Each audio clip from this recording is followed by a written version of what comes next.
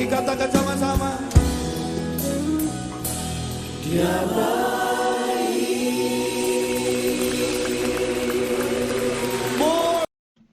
Subscribe dulu ya teman-teman. Terima kasih. Hypergrace. Hypergrace berasal dari dua kata, hyper dan grace. Hyper berasal dari bahasa Yunani huper. Huper di atas, melebihi. Hyper dalam bahasa Inggris diartikan juga berlebihan atau terlalu. Grace berarti kasih karunia. Apakah kasih karunia itu berlebihan? Atau apa sih sebenarnya hypergrace itu? Istilah hypergrace pertama kali diperkenalkan oleh Michael Brown dalam bukunya menuliskan judul Hypergrace untuk mengkritik beberapa pengkhotbah yang mengajarkan kasih karunia secara tidak biblikal. Hypergrace adalah istilah yang digunakan dalam konteks teologi Kristen untuk merujuk pada pendekatan yang sangat melebih-lebihkan konsep kasih karunia dalam iman Kristen. Kita semua tahu bahwa kita diselamatkan oleh karena kasih karunia, bukan karena perbuatan manusia, bukan karena prestasi atau usaha kita. Namun konsep hypergrace membuat anugerah menjadi suatu ajaran yang sangat melebihi batas-batas yang sesuai dengan biblikal.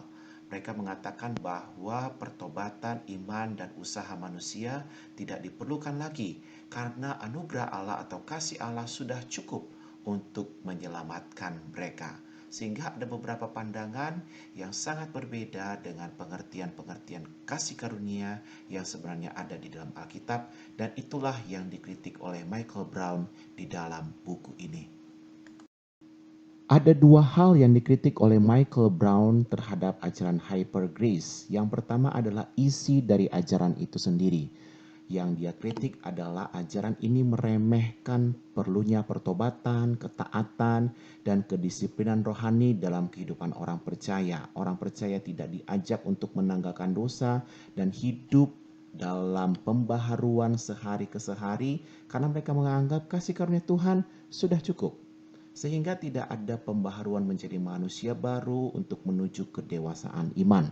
Yang kedua yang dikritik oleh Michael Brown adalah para pengkhotbahnya yang sering mencap orang yang tidak setuju dengan konsep mereka sebagai orang-orang yang hidup di bawah hukum Taurat, orang Farisi, orang legalis, atau menggunakan Injil campuran.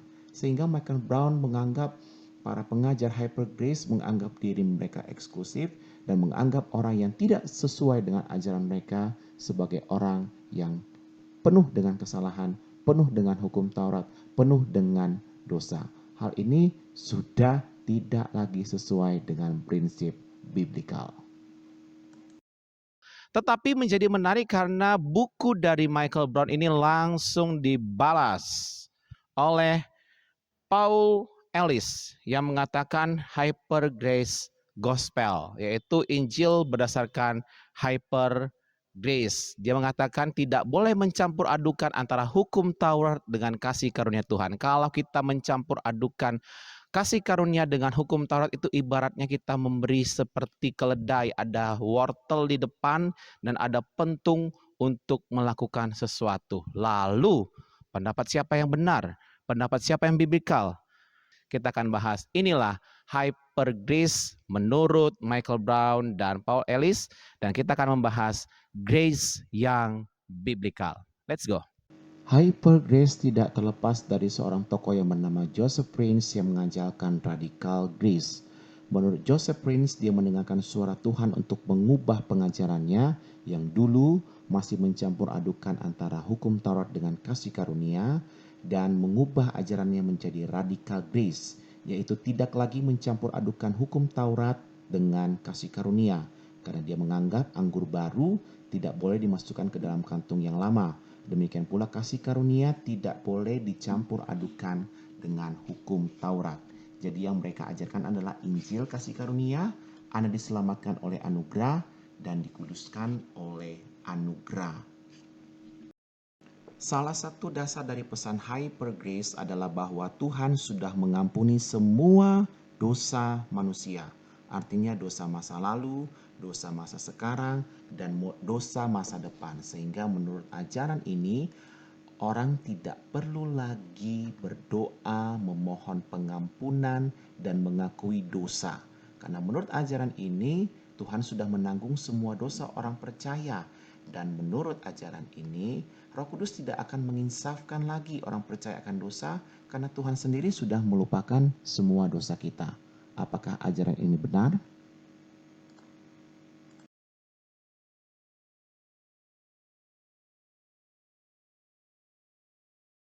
Michael Brown menyingkap bahaya kasih karunia modern atau hyper grace yang mengajarkan bahwa Tuhan sudah mengampuni dosa masa lalu, dosa sekarang, bahkan dosa masa depan, sehingga manusia tidak perlu lagi meminta pengampunan dosa kepada Tuhan.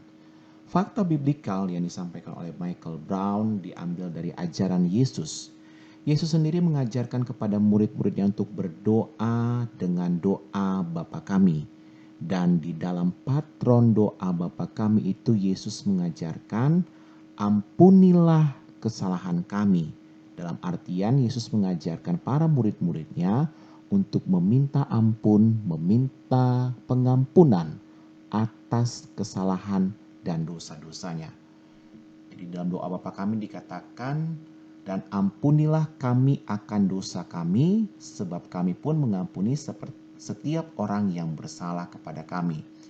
Yesus juga mengatakan di dalam Markus 11 ayat 25, dan jika kamu berdiri untuk berdoa, ampunilah dahulu sekiranya ada barang sesuatu dalam hatimu terhadap seseorang, supaya juga Bapamu yang di sorga mengampuni kesalahan-kesalahanmu.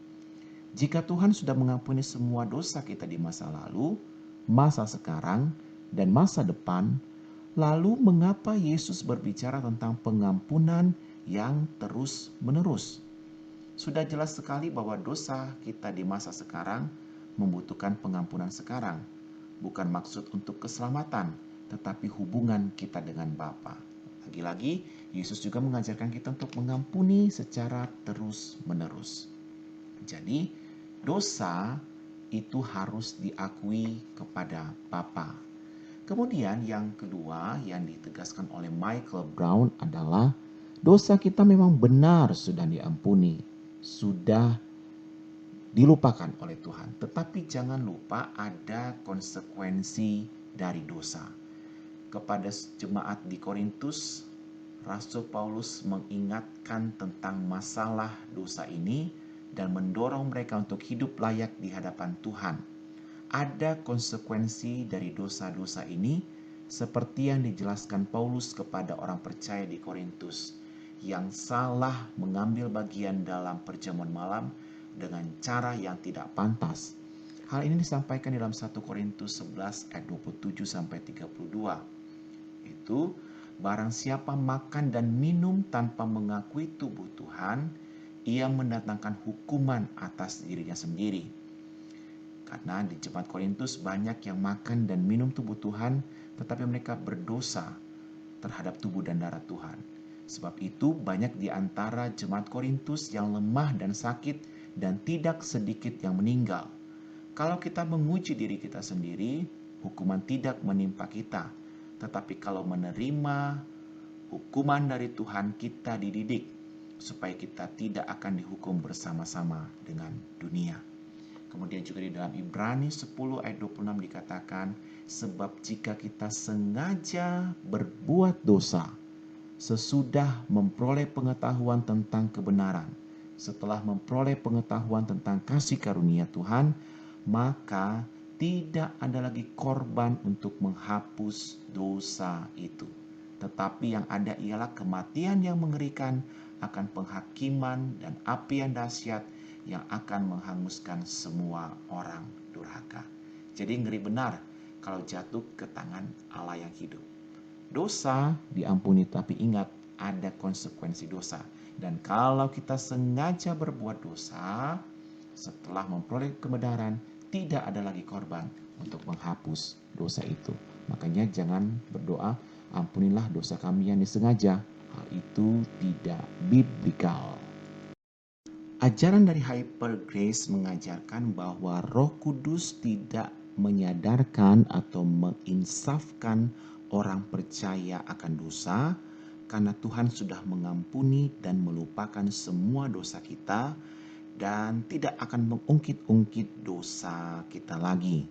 Dengan demikian, Hyper Grace juga mengajarkan bahwa pertobatan tidak diperlukan lagi. Hal ini ditentang oleh Michael Brown di dalam bukunya dan sesuai dengan pengajaran biblikal. Di dalam Yohanes 16 ayat 8 dikatakan, dan kalau ia datang, yaitu Roh Kudus, ia akan menginsafkan dunia akan dosa, kebenaran, dan penghakiman. Jadi Roh Kudus akan mengingatkan dunia akan dosa dan butuh pertobatan. Ajaran Hyper Grace juga menganggap bahwa kisah anak sulung dan anak bungsu dalam kisah anak yang hilang menekankan bahwa si bapa memeluk anaknya tanpa penghakiman, berlari menjemputnya, menerima dia sepenuhnya, bahkan mengadakan pesta penyambutan. Pengajar-pengajar Hyper Grace juga menuduh orang-orang di luar kelompok Hyper Grace seperti si anak sulung yang marah karena adiknya disambut dengan pesta yang meriah. Tetapi kita perlu melakukan pemahaman yang benar di dalam kisah anak yang hilang ini, bahwa si bungsu itu melakukan pertobatan. Dia menyadari jalan-jalannya yang salah. Dia digerakkan oleh kesalahannya dan ia sungguh-sungguh ingin mengakui dosanya dan memulihkan hubungannya dengan Bapa.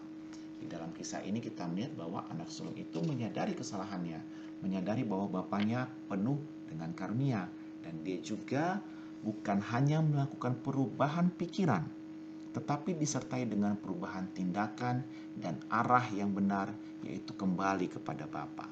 Kalau Hyper Grace mereka mengatakan cukup perubahan pikiran saja, cukup terima Allah, cukup terima kasih karunia Allah, maka semuanya akan beres. Nah, hal ini tidak sesuai dengan prinsip pertobatan secara biblikal. Pertobatan secara biblikal adalah perubahan pola pikir disertai juga dengan pengakuan dan perubahan tindakan. Hyper Grace mengajarkan bahwa Tuhan selalu melihat kita sempurna dalam pandangannya. Kita senantiasa sempurna dan benar di hadapan Tuhan. Perhatikan, senantiasa sempurna dan benar di hadapan Tuhan. Tidak ada yang bisa kita lakukan untuk menyenangkan Tuhan. Sesungguhnya kita benar-benar berkenan dalam pandangannya. Dan menurut Hyper Grace, kita menjadi Kristen itu tanpa susah payah akan meraih hidup di dalam kekudusan. Menjadi rohani itu tanpa susah payah, tanpa perlu mengerjakan sesuatu, karena kita sudah menerima segalanya dari kasih karunia Tuhan. Bagaimana pendapat Michael Brown? Menurut Michael Brown harus dijawab itu dengan biblikal lagi, yaitu dari 1 Petrus yang menyatakan bahwa saudara-saudaraku yang kekasih, aku menasihati kamu supaya kamu menjauhkan diri dari keinginan daging dan berjuang melawan jiwa. Berjuang artinya ada usaha, bukan hanya merubah pikiran saja. Jadi, dan kita harus lihat bahwa Tuhan itu bukan selalu memandang kita dengan baik, dengan berkenan, tapi Tuhan juga adalah hakim. Dan jika kamu menyebutnya Bapa, yaitu Dia yang tanpa memandang muka menghakimi semua orang menurut perbuatannya, maka hendaklah kamu hidup dalam ketakutan selama kamu menumpang di dunia ini.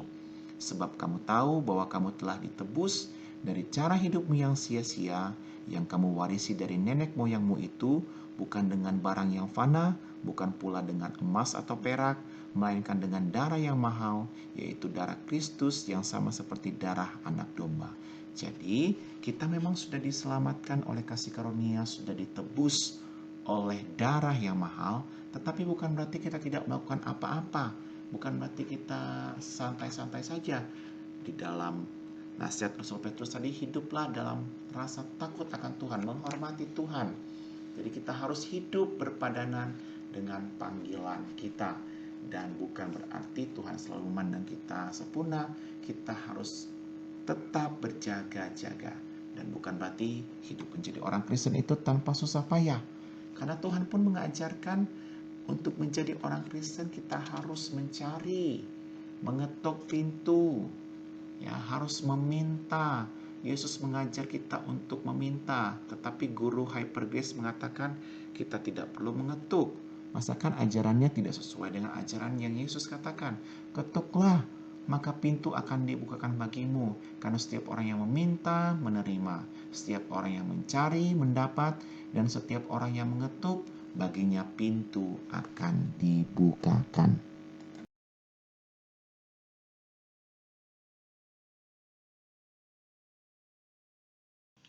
Para pendukung ajaran Hyper Grace selalu menentang pendapat-pendapat yang bertentangan dengan mereka dengan membuktikan pertumbuhan gereja mereka. Sebagai tokoh Hyper Grace, Joseph Prince memang diakui sebagai pendiri New Christian Church di Singapura yang anggotanya sudah mencapai puluhan ribu orang dengan julukan Mega Church.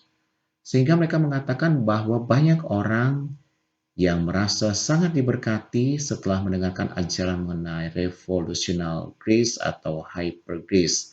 Dan mereka mengklaim bahwa orang sudah semakin tidak tertarik dengan dosa setelah mendengarkan ajaran mengenai kasih karunia. Dan mereka menganggap bahwa orang-orang tidak akan bisa untuk menerima kasih karunia kalau masih dibebankan seperti keledai dengan menaruh umpan wortel sebagai upah ketaatan, berkat sebagai upah ketaatan, dan kemudian pentungan atau hukuman sebagai balasan dari ketidaktaatan. Menurut mereka itu merupakan Injil campuran, sehingga mereka menganggap golongan-golongan yang tidak mengajarkan Injil kasih karunia sebagai orang yang masih hidup di bawah hukum Taurat, masih mengajarkan tabur tuai, dan itu tidak sesuai dengan prinsip kasih karunia Tuhan.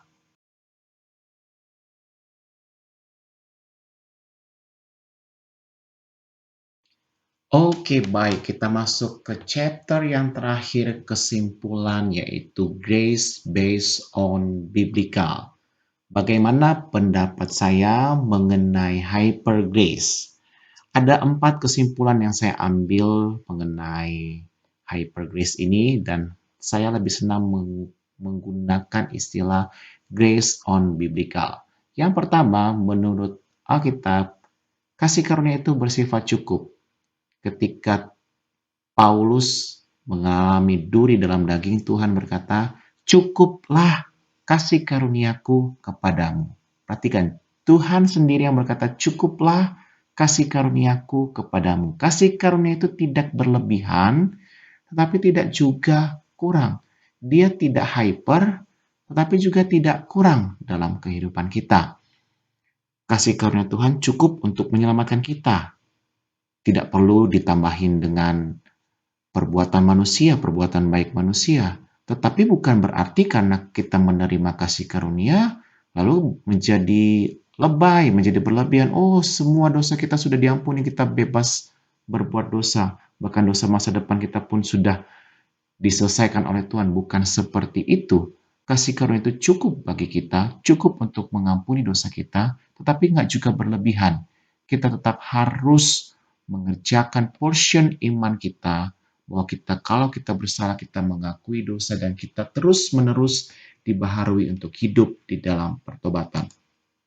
Yang kedua, kasih karunia itu tidak boleh disalahgunakan.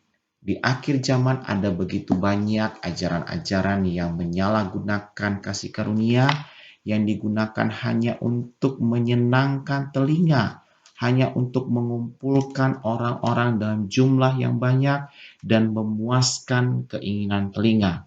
Sekali lagi, kasih karunia itu tidak boleh disalahgunakan. Yudas sudah mengingatkan mengenai bahaya, mengenai guru-guru palsu dalam Yudas 1 ayat 14.